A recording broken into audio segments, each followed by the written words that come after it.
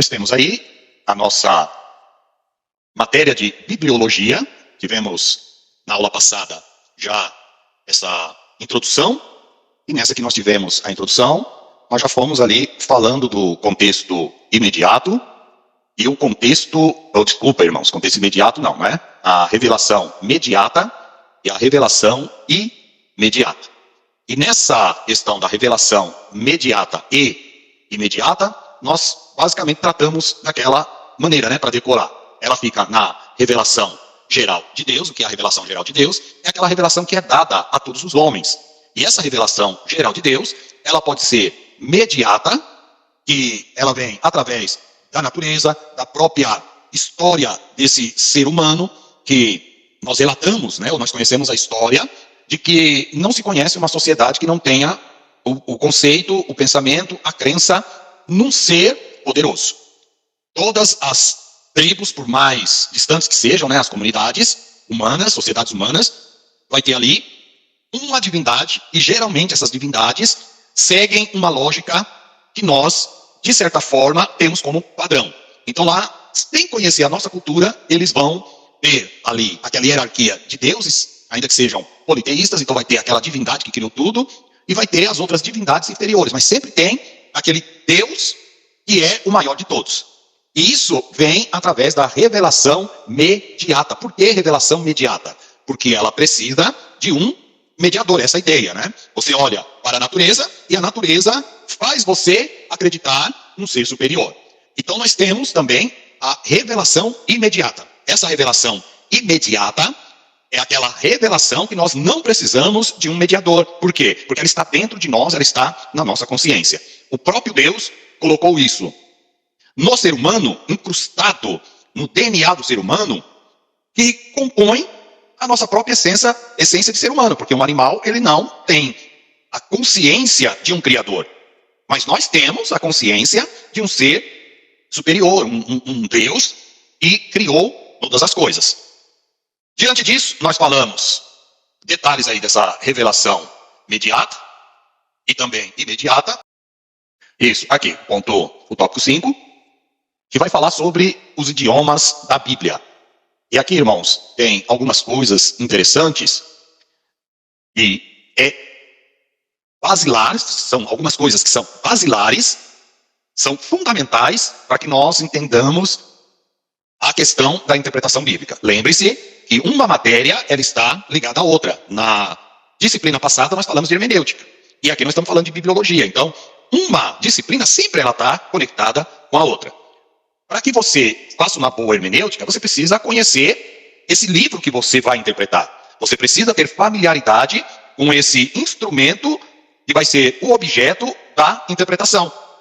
Por isso que a matéria de bibliologia, ela é importantíssima para você conhecer um instrumento, um objeto que você vai trabalhar com ele, fazendo ali a interpretação, fazendo a leitura, usando todas aquelas ferramentas que aprendemos na matéria de hermenêutica. É sempre o contexto inicial, o contexto imediato, o contexto remoto, o contexto literário, o contexto histórico, o contexto exegético, o contexto das línguas originais. Então, tudo isso está associado com essa matéria de bibliologia, que é onde você vai aprender a aplicar aquelas regras nesta Bíblia, neste livro que nós o temos como a nossa regra de fé e prática. Então a Bíblia, ela é conhecida como Sagrada Escritura, que é uma coleção de livros que contém os ensinamentos do Antigo e do Novo Testamento. Então sempre tenham dentro do vosso espírito, da vossa alma, aí no intelecto, que nós temos a Bíblia formada pelos ensinamentos do Antigo e do Novo Testamento. Parem de pensar como uma boa parcela dos crentes pensam, que o que vale para nós é o Novo Testamento. Não, irmãos. Em termos de aplicabilidade, toda a Bíblia tem que ser aplicado em nossas vidas. Tanto os ensinos do Velho Testamento, como os ensinos do Novo Testamento. Mas sempre nós fazemos a ressalva nessa nossa fala, porque nós vamos aplicar os princípios do Velho Testamento. Porque algumas leis veterotestamentárias ou do Velho Testamento não são mais aplicáveis às nossas vidas. Porque a partir do momento que Jesus morreu na cruz, ressuscitou ao terceiro dia, venceu o pecado, a morte e o inferno, uma nova aliança, um novo testamento foi o quê? Perpetuado, foi estabelecido. Então agora nós estamos sobre a égide ou sobre a liderança, a tutoria do Novo Testamento, da nova aliança. Porém, os princípios de ensinamentos do Velho Testamento são aplicáveis às nossas vidas. Nós temos a versão original em língua hebraica da Bíblia judaica, também conhecida como texto massorético. Foi referido pelos cristãos como a Bíblia judaica antes da Septuaginta ser criada. Então, esses termos técnicos, irmãos, apesar de vocês falarem, não, eu não quero saber desses termos técnicos, mas por que é interessante vocês conhecerem? Quando vocês forem fazer pesquisas em livros, você está lá fazendo a interpretação, a hermenêutica de um texto bíblico, a exegese, na verdade, de um texto bíblico, aplicando as regras da hermenêutica, você vai se deparar com esses textos, porque são textos, ou melhor, palavras, né, que têm a ver com o mundo teológico. Da mesma forma que um estudante da área de direito, ele vai ter que entender alguns termos técnicos da área jurídica, assim como uma pessoa da área de medicina, ele vai ter que entender o linguajar da medicina, o estudante da Bíblia, ele tem que se familiarizar com alguns termos que são exclusivos, peculiares do mundo da teologia. Então não dá para fugir disso aqui. Vocês vão reparar que são termos técnicos, que se você falar na igreja, a maioria dos irmãos não conhece, mas eles não necessariamente precisam conhecer. Quem precisa conhecer são vocês, que são líderes, e tem um ministério na igreja, ou que não tem. O Senhor vai colocar um ministério na tua mão, você vai ser um líder, alguém que prega, alguém que lidera, alguém que de alguma forma exerce um ministério na igreja. Ou mesmo não exercendo um ministério específico na igreja, você trabalha com o dom que Deus te deu, granjeia, né, investe no reino de Deus, com o talento que Deus te deu, mesmo não tendo um cargo ministerial. Porque nesse sentido, nós não dependemos do sistema igreja para exercer os nossos ministérios. Ou seja, eu estou aqui agora, dando aula para os irmãos, e eu não estou vinculado ao sistema da minha igreja. A minha esposa desenvolve um trabalho que não está vinculado ao sistema da igreja da qual nós congregamos.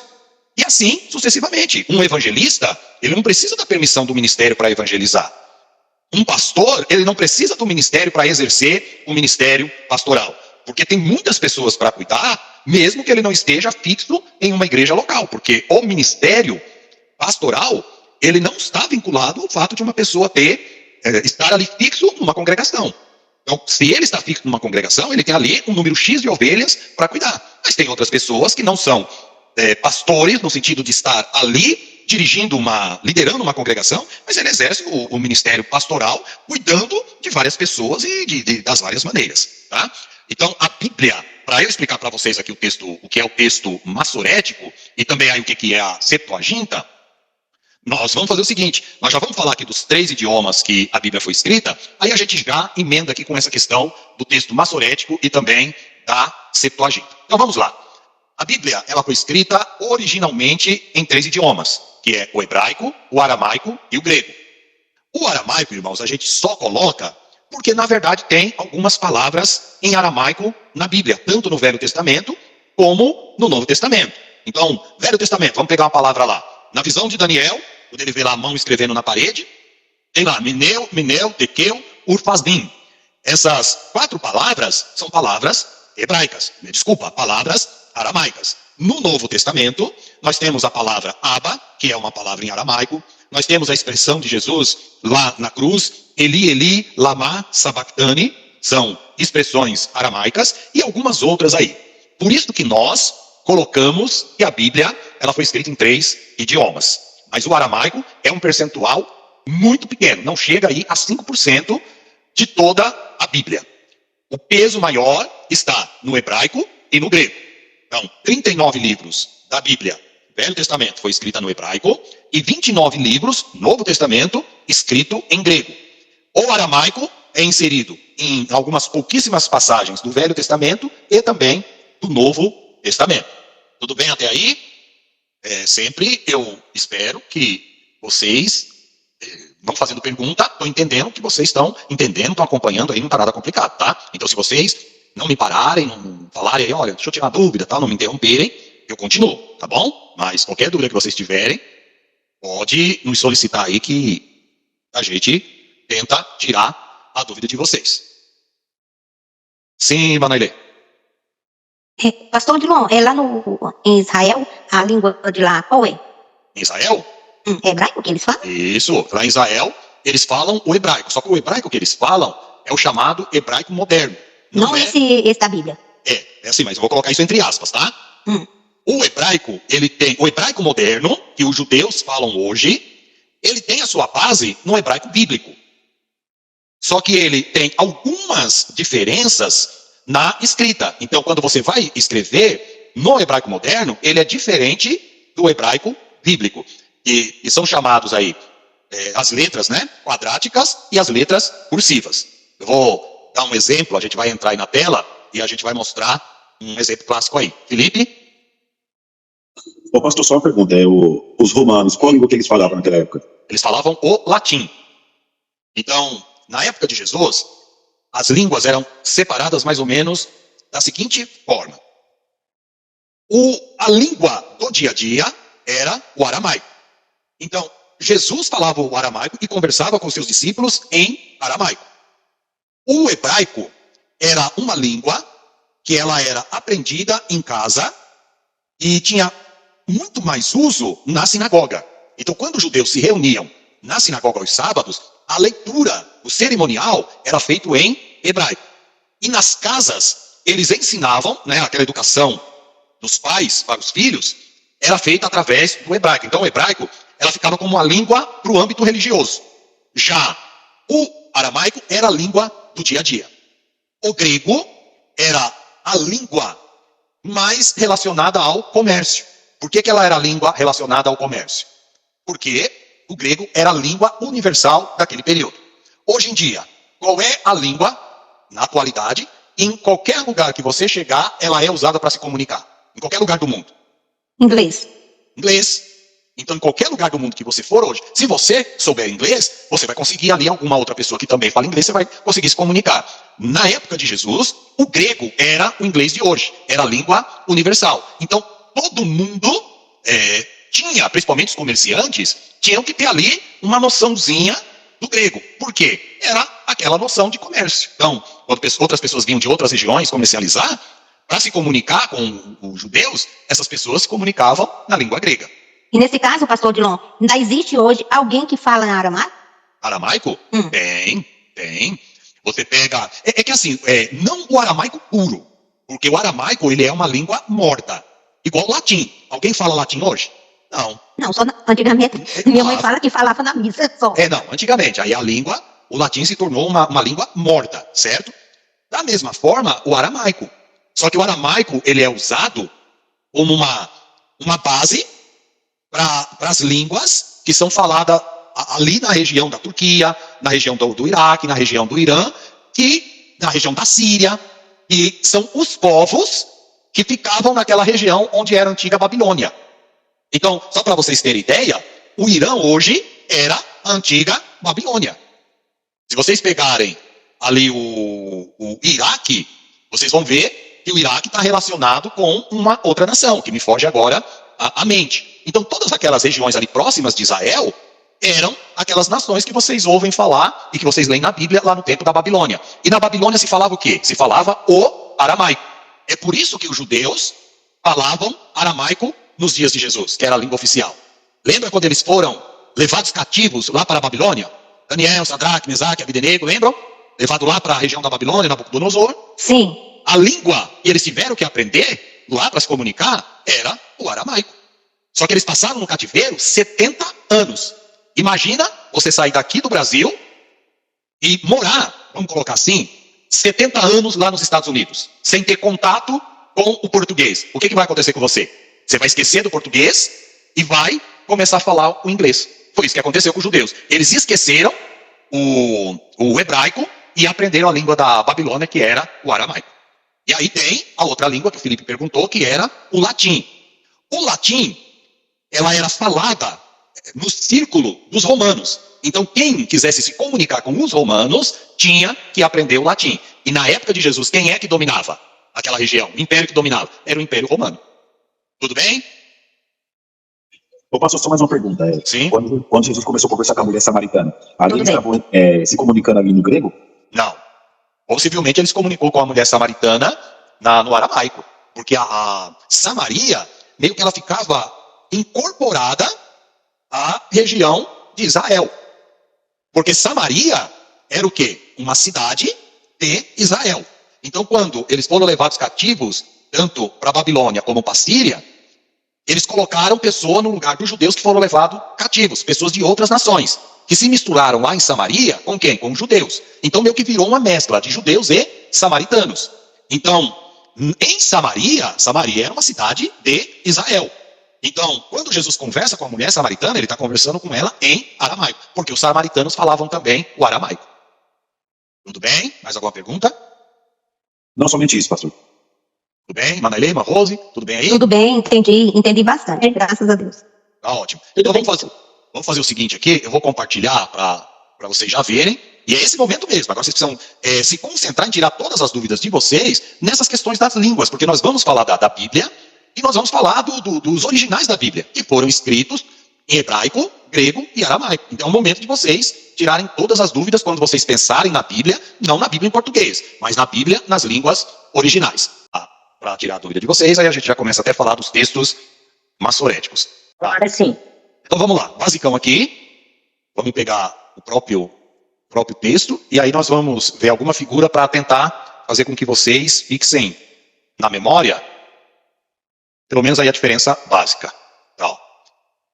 O hebraico era usado no mundo antigo, há 3.000 anos, tá? Era o hebraico usado em Israel nos tempos bíblicos. O hebraico moderno é o hebraico usado em Israel nos dias de hoje.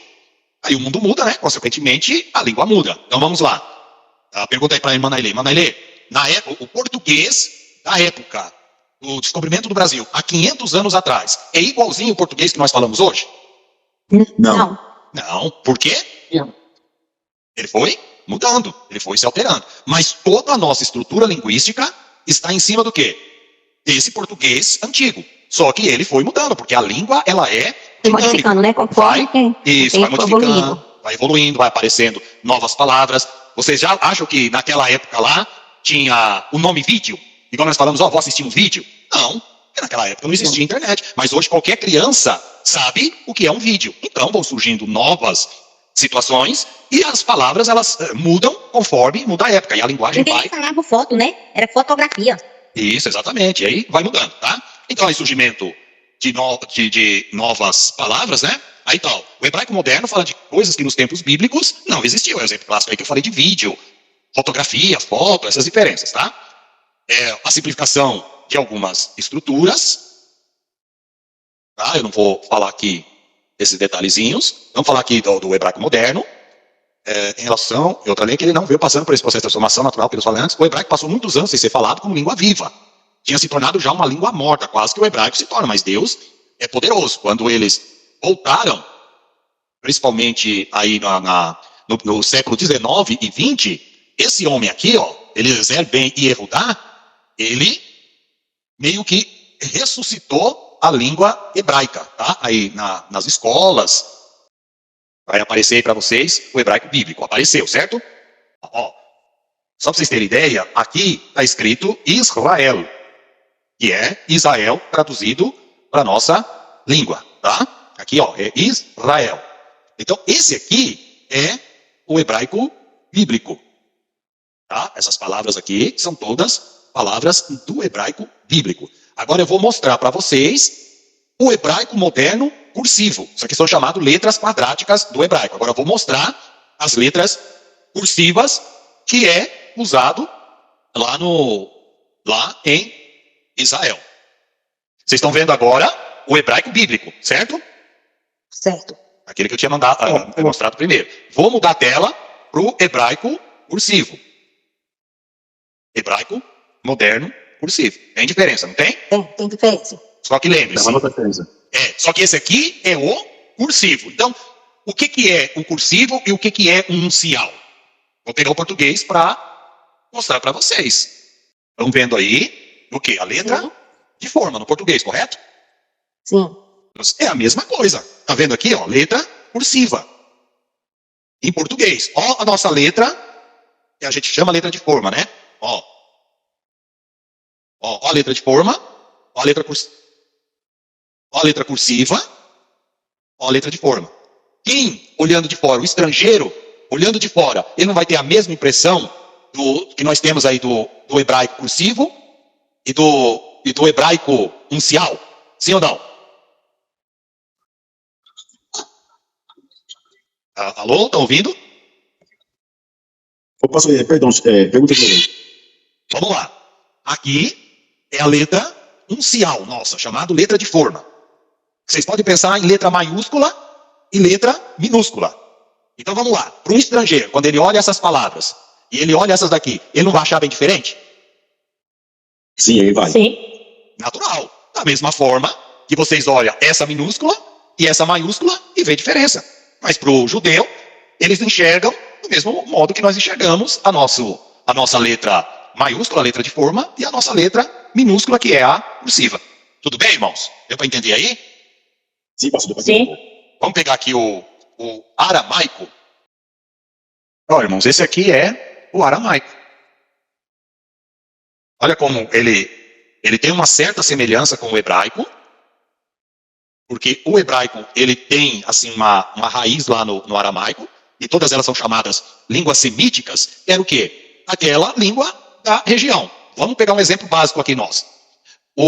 Fora o Brasil, América do Sul, a região da América do Sul. Nós falamos o português e todos os outros países falam que língua aqui da América do Sul? No caso, a Argentina parece que é meio espanhol, né? É o espanhol. Uruguai, Paraguai, eles falam espanhol. Claro que não é aquele espanhol lá da Espanha, porque eles foram colonizados pela Espanha, da mesma forma que nós não falamos o mesmo português de Portugal, mas tem semelhança, certo? Então, América do Sul, eles falam o espanhol. Nós falamos o português. Mas o nosso português não é parecido com o espanhol? Sim ou não? Nosso português? A nossa língua portuguesa não é parecida com o espanhol? Você não consegue até entender um argentino falando? Algumas palavras dá para entender, pastor. Dá para entender. Agora, um russo falando, um japonês falando, você consegue entender alguma coisa do que ele está falando? Aí não. Não, aí não. Por que o espanhol dá para você entender algumas coisas? O espanhol da América Latina. Por que dá para entender? Porque são línguas próximas. Então, nosso português tem uma certa semelhança com o espanhol. Da mesma forma que o aramaico, ele tem uma certa semelhança com o hebraico. Vou pegar a primeira letra aqui, ó, que é a letra Aleph. E é a letra, na verdade, não é que é a letra A, tá? Essa letra aqui é muda, mas não vai adiantar eu falar essas questões para vocês agora, o pessoal vai confundir. Mas pensa nisso aqui como uma letra, tá? Se você pegar essa daqui em aramaico, olha como ela é parecida com essa letra aqui, ó, que é o Aleph em hebraico. Vou pegar uma melhor ainda. Vamos pegar aqui, ó, o Dalet, que é o D, ó. Dá uma olhada aqui, ó. Tá dando para vocês verem aí? Sim. Tá. Então, presta atenção mais ou menos no formato dessa letra e presta atenção no formato do D do hebraico. Isso aqui é o D aramaico. Agora, presta atenção no D hebraico. Deixa eu ver se até eu acho ele aqui. Vamos ver se aparece. Se eu dou sorte de ter aqui um D. Um Dalet. Não achei. Então, deixa eu ver a letra que tem aqui. Vamos ver o rei. Acho que o rei tem lá. Aqui, ó. Vamos pegar essa aqui, ó. O sim. Essa é a mais parecida. Dá uma olhadinha nela. Aqui, ó. Sim. E equivale ao nosso S. Dá uma olhada na língua hebraica. Olha aqui, ó. Tá vendo a perninha lá? Ó, olha aqui, ó. São parecidas. É claro que essa daqui é uma letra, eles chamam letra desenhada. Né? Na verdade, o hebraico quadrático, ele é diferente. Ali é aquela letra que a gente chama estilizada. Tá? E os escribas utilizavam para fazer. Não adianta a gente, de certa forma, tentar gravar essas questões agora, porque vocês vão aprender isso com o passar do tempo. Vamos voltar lá para o nosso texto, para nós continuarmos. Tá. Agora, como vocês viram lá, o texto massorético, irmãos, é agora que vai complicar um pouco a cabeça de vocês. O que é aquele texto massorético? Vou explicar aqui.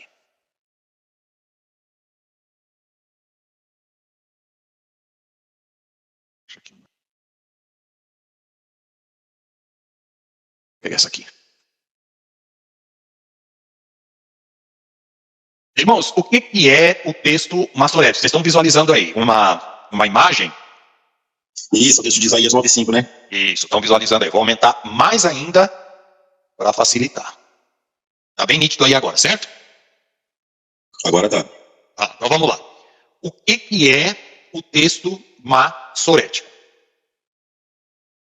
No começo da língua hebraica, imagina, a gente não sabe realmente quando que isso aí aconteceu. A parte em que o povo já não pronunciava mais o nome de Deus. Eu já vou falar dessa questão. Vamos entender primeiro o que é o texto maçorético. O hebraico, irmãos, ele só tem, em princípio, letras maiúsculas. Só letras maiúsculas. Ele não tem letras minúsculas. Aqui, vocês têm o alfabeto hebraico todinho. Tá? Então, você tem o B, você tem o G, o D. Então, essas letras são as letras que compõem o alfabeto hebraico. É igual ao nosso A, B, C, D, E, F, G, H. Então, tá aqui. Aleph, Bet, Gimel, Dalet, Rei, Vav, e até chegar ao Tal, que é ao Tav, que é a última letra. O hebraico, lá no seu início, na época de Moisés, dos profetas, eles não usavam vogais. Eles só usavam consoantes. Vamos pegar a palavra Deus no hebraico, no plural, que é Elohim. Então vamos lá, ó. Aqui é uma letra muda, como se fosse o nosso H. Aqui é o nosso L. Aqui é o nosso H. Aqui é o nosso Y. E aqui é o nosso M. Se eu for ler aqui, eu vou ler, ó, Elohim. Elohim.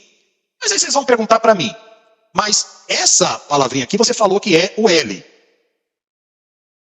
Essa daqui você falou que é o R, semelhante ao nosso R, o som do nosso R. Mas por que você leu Lo? Elohim. Onde que você está vendo o O? Eu não estou vendo o O aí. Só que como eu sei que essa palavra, colocando uns sinais nela, como se fosse as nossas vogais, eu sei que ali tem um O, sem precisar colocar o O ali. Era assim que funcionava. Vou de novo. Vou fazer um outro esquema com vocês agora, para vocês entenderem o que era esse texto maçorético, irmãos. Quem tem um nome mais comprido aí? O meu é o Dilon Soares Moreira. Vai ser Felipe de Paulo Neves. É curto. Uma Rose? Rose Moreira Pinheiro Ribeiro. Opa, então tá próximo aí da Ailê Dias de Oliveira Soares. Então acho que o dela, da minha esposa, é o nome mais comprido que nós temos aqui. Então vamos lá, vamos pegar o nome dela. Para vocês entenderem o que era o texto maçorético. Então vamos lá. Se eu for escrever, e olha que o hebraico se escreve da direita para a esquerda, mas eu não vou fazer esse processo porque aí vai virar uma confusão na cabeça de vocês. Vou escrever só as letras maiúsculas do nome da Nailê, que é Nailê Dias de Oliveira Soares. Eu não vou colocar as vogais do nome dela, certo? Então vamos lá. Se faltar alguma coisa aí, vocês me lembrem, só são as consoantes do nome dela.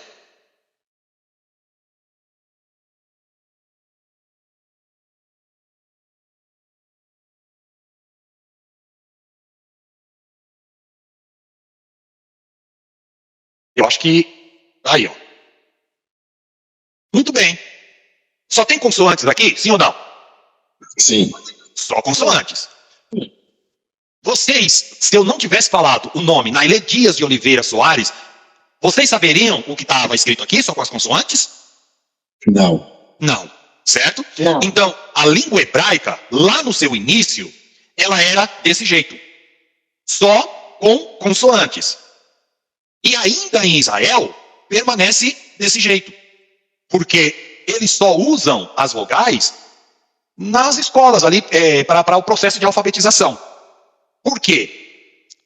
É comum para eles no dia a dia, eles saberem da pronúncia e pela pronúncia eles já entendem sem ter a vogal. Então imagina, irmãos, que a mãe da Nailê, quando fosse escrever o nome dela, esse nome completo aqui, escrevesse sempre dessa forma: minha filha, o seu nome é esse, e pronunciasse o nome dela: Nailê Dias de Oliveira Soares.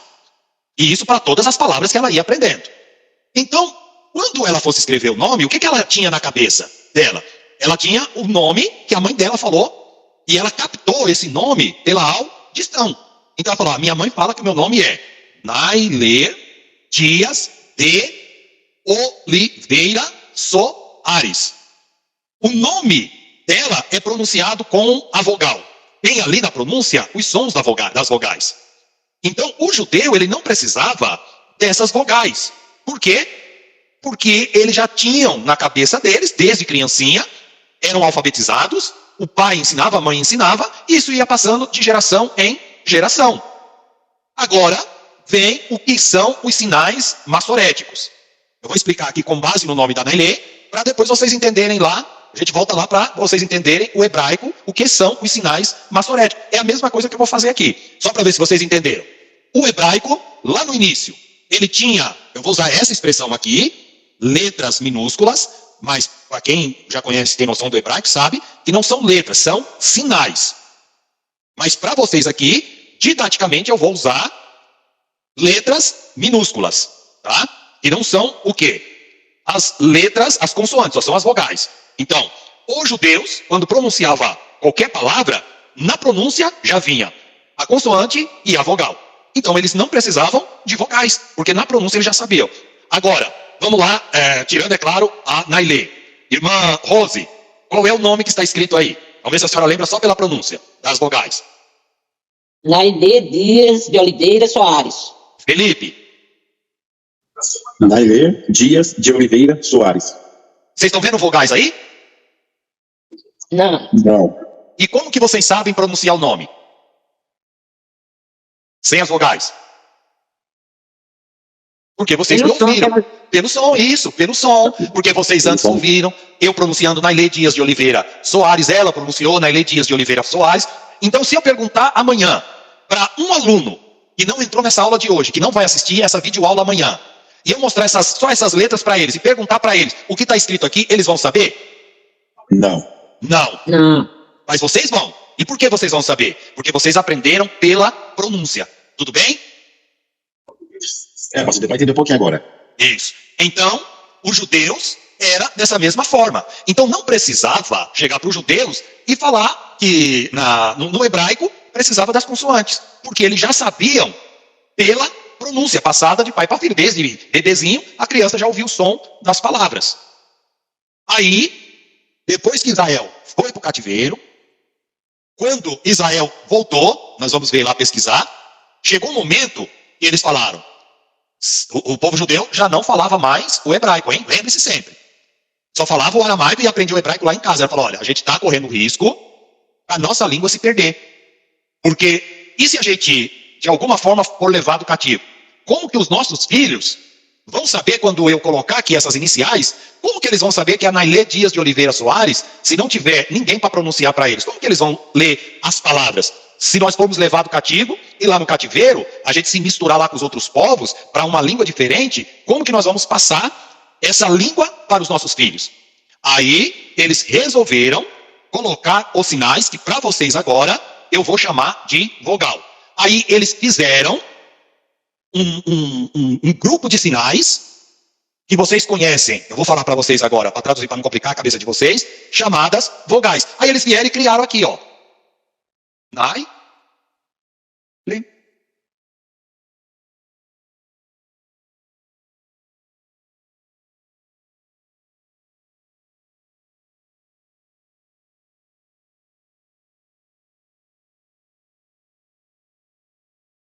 Tudo bem?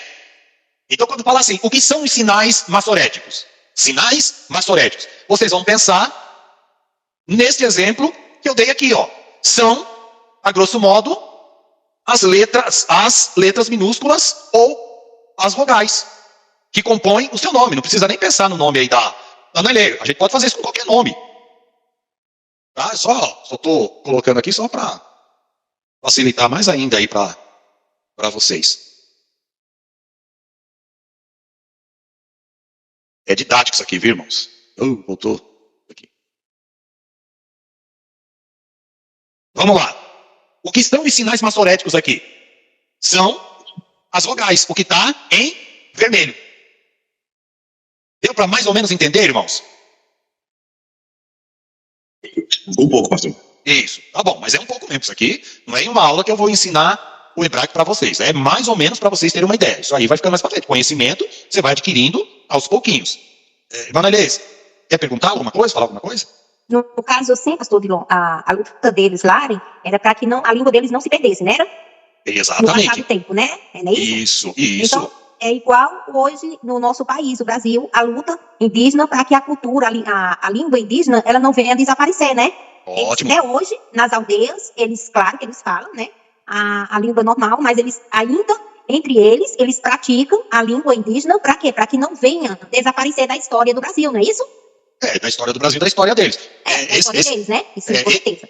Esse exemplo que a irmã Nelê deu é aplicado em qualquer nação. Vamos pegar aí o exemplo dos japoneses. Os japoneses, irmãos, principalmente os mais antigos, dependendo do ambiente que eles estão, eles falam em japonês. Quando eles estão só entre eles falam em japonês. Quando eles estão em casa, eles falam em japonês. Por quê? Para não perder o costume da língua deles, e a língua deles irem passando para os filhos. Só que na comunicação geral, eles falam o português no dia a dia. Se eles estiverem numa empresa, tiver que conversar com a esposa dele perto de alguém, ele não vai conversar em japonês, eles vão conversar em português. Agora, se o japonês não passar a língua dele para os filhos, o que vai acontecer com a língua do japonês aqui no Brasil? Ela vai se perder. Felipe? Então, pastor, foi até interessante a irmã Maria ter falado isso, porque onde eu trabalho lá na metalúrgica, esse dias eu me deparei com um gerente de qualidade que me foi apresentar a empresa para alguns alemães, e ele estava tipo falando a língua dele, sabe? Como que é o processo da empresa. Isso. Exatamente. Essa que é a ideia do hebraico. É só vocês fazerem essa associação. Vou voltar só mais uma vez lá, só para vocês darem uma olhada. Vou perguntar agora. Irmãos, no início, é a pergunta. No início, como que era o hebraico? Só em letra maiúscula? Só em letra maiúscula. Tudo bem, irmã Rose? Tudo bem, irmã Manailê? Tudo bem. Para que a língua não se perdesse, o que eles fizeram? Os sinais maçoréticos. Quais são aí os sinais maçoréticos, como exemplo que eu estou dando no nome aí? As vogais? As vogais. Isso, ótimo. Pegaram isso aí. Agora dá para mim ir lá na própria língua hebraica e ensinar para vocês, na própria língua hebraica, o que eram os sinais maçoréticos. Agora nós vamos voltar lá para o texto. Como está escrito lá em Gênesis. No princípio criou Deus os céus e a terra. No hebraico, essa primeira expressão se pronuncia assim: Bereshit bara Elohim. No princípio criou Deus. Bereshit bara Elohim. Elohim é a tradução para a palavra Deus. Peguem aí por partes. Então vamos colocar só as consoantes da palavra hebraica para Deus. Então vamos lá. Só vou colocar as vogais, as consoantes, igual eu fiz com o nome lá, Naile Dias de Oliveira Soares.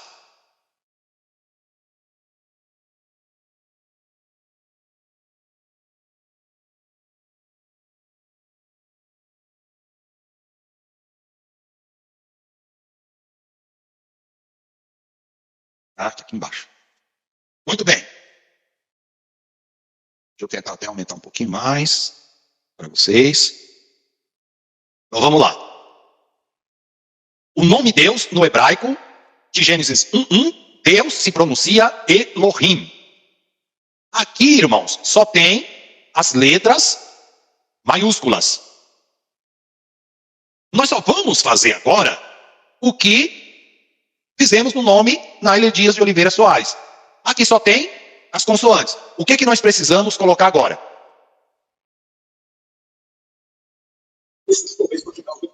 As vogais? Isso.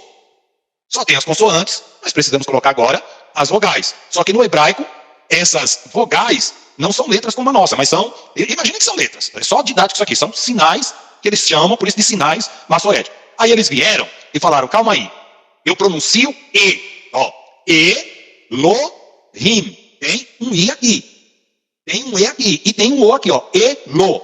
Eu não estou pronunciando, ó, E, mas L-O, Elo. Então, E é vogal, E é vogal, e I também é vogal. Ele simplesmente falou, a gente vai criar vogais para nós colocarmos as nossas consoantes. Só isso que eles fizeram. Quando eles fizeram isso, é aí que é a criação dos sinais maçoréticos. Aí eles vieram e fizeram isso aqui, ó. Olha os sinais maçoréticos aqui. Simplesmente colocaram o E. Olha lá, ó. Agora já ficou com o E. Vieram aqui, colocaram um O aqui.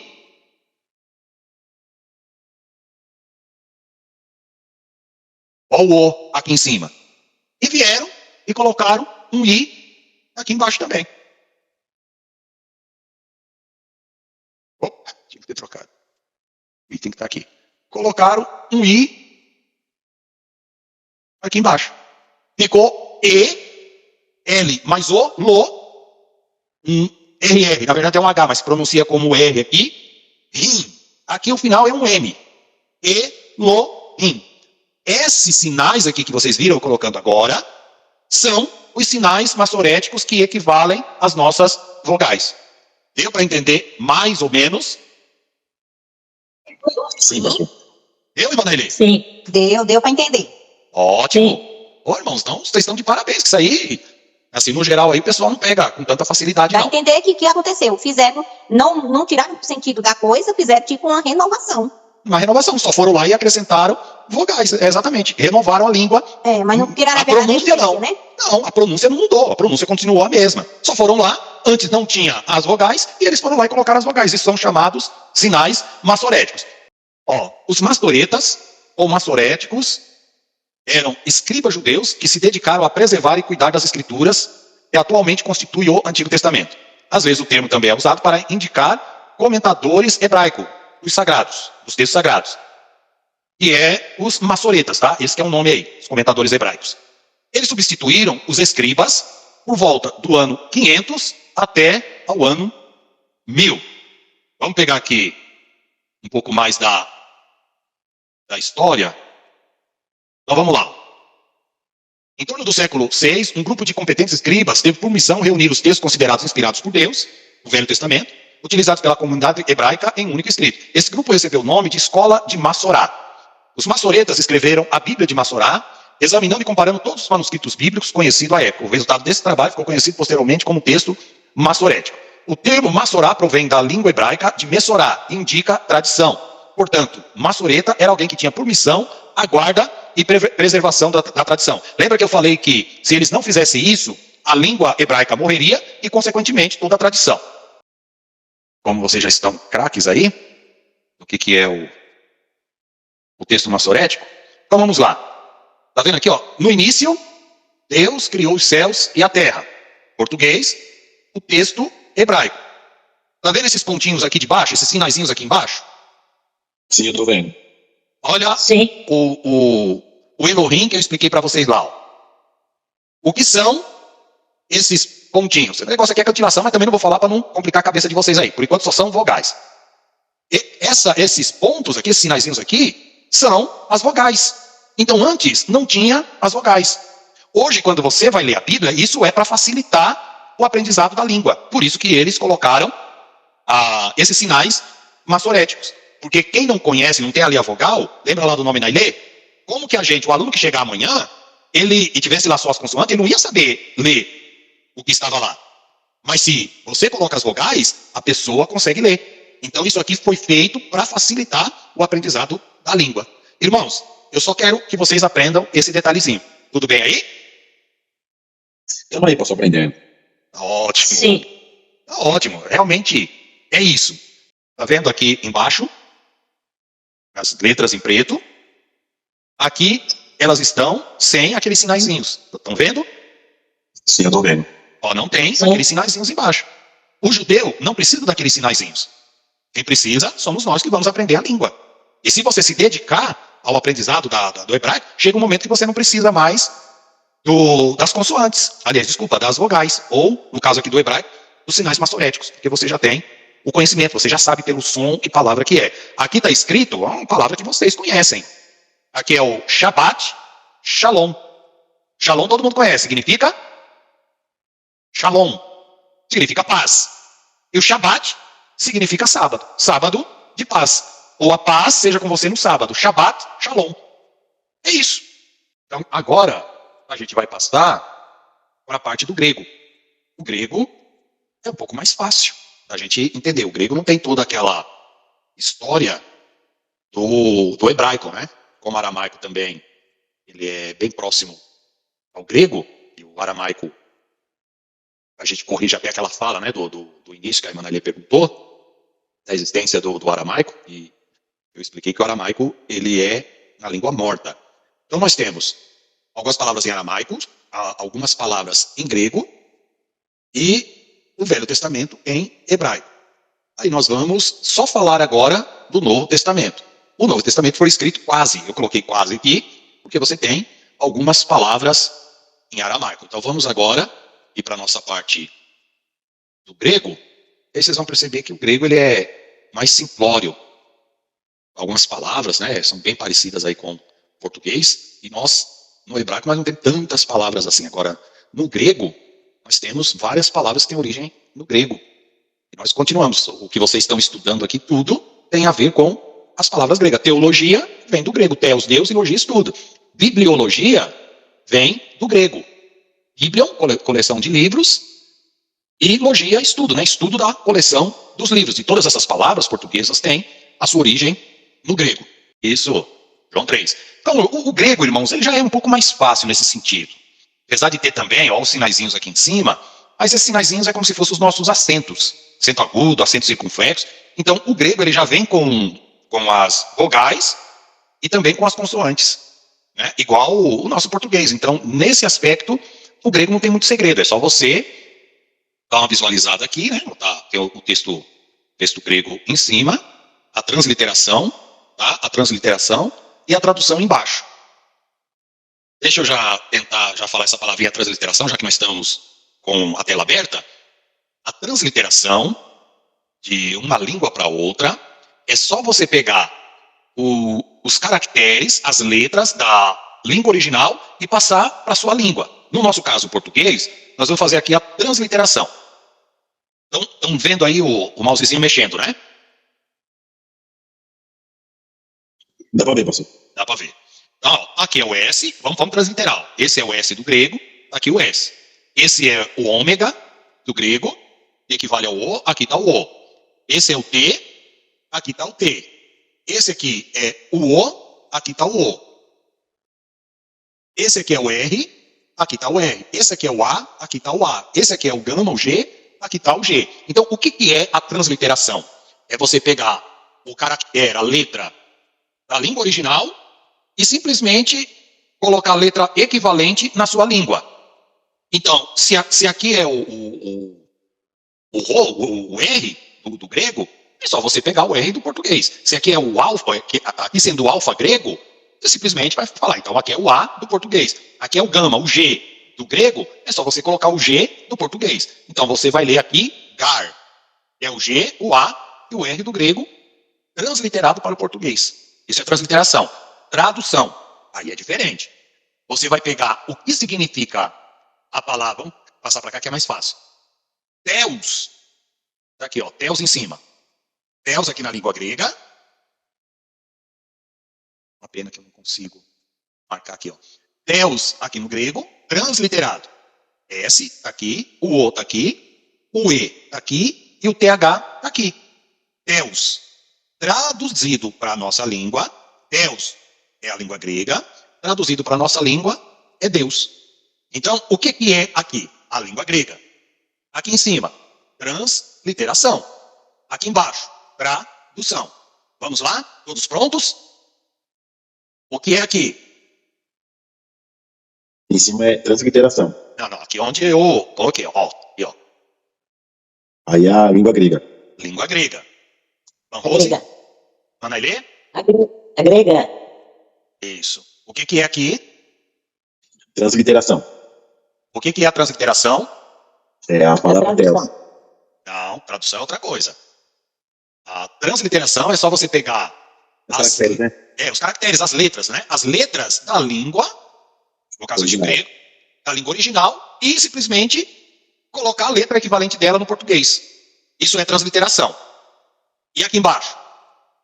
Tradução. Deus. É a Tradução. tradução.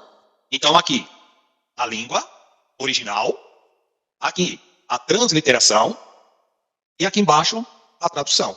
Então, quando nós falamos aqui é teos, ó, teologia, a palavra logia no grego é estudo, e a palavra teos no grego é Deus. Quando nós falamos ou teologia, divide as duas palavrinhas, teo e logia é estudo e Deus. Então é o estudo de Deus, estudo acerca de Deus. Tudo bem aí? Aqui é João 3,16. Se a gente fosse ler aqui, né, ó, no grego é rutos, ga, egapesen, ruteus, ton, cosmon, oste, ton, ruion, ton, monógenes, eduken, riná, pasto, pas, ru, pistel, eiston, mi, apoletai. É isso mesmo, ó. Aí vem, Deus amou, né, o mundo, aqui está em inglês porque não foi traduzido, Deus amou o mundo de tal maneira e deu o seu Filho unigênito para que todo aquele que nele crê não pereça, mas tenha aqui a vida eterna. Essa aqui é a tradução. Isso aqui seria João 3,16 na língua grega, com a transliteração e com a tradução embaixo. Isso aqui embaixo, mais embaixo ainda, eu não vou explicar para vocês, tá? Porque não tem necessidade, faz parte aí da gramática grega. Irmãos, essa aula é uma aula técnica e, consequentemente, precisa dela para vocês terem uma base do que é a língua original da Bíblia. Só isso que nós vamos aprender hoje. Não vou falar mais nada para não sobrecarregar vocês. Procurem estudar um pouco mais sobre isso, para isso não sair da memória de vocês, para na segunda-feira a gente avançar, porque aí nós vamos falar de bibliologia e depois nós vamos usar essa estrutura quando nós formos fazer aí exegese, a matéria de exegese. Nós vamos aprender o grego, nós vamos aprender o hebraico, aí você vai aprender a língua mesmo, né? Como que é a tradução, toda essa questão. E aí vocês vão perceber que ao longo das aulas, eu vou usar a expressão, esta palavra no original quer dizer isso. Esta palavra na língua grega quer dizer isto. Esta palavra na língua hebraica quer dizer isso. Então, essa basezinha, quando eu usar essa expressão, vocês vão entender perfeitamente o que eu estou querendo dizer. Mas aí vocês precisam estudar, ver esse vídeo de novo amanhã, quando eu postar, pegar essa parte, e aí vai só somando conhecimento. Tudo bem?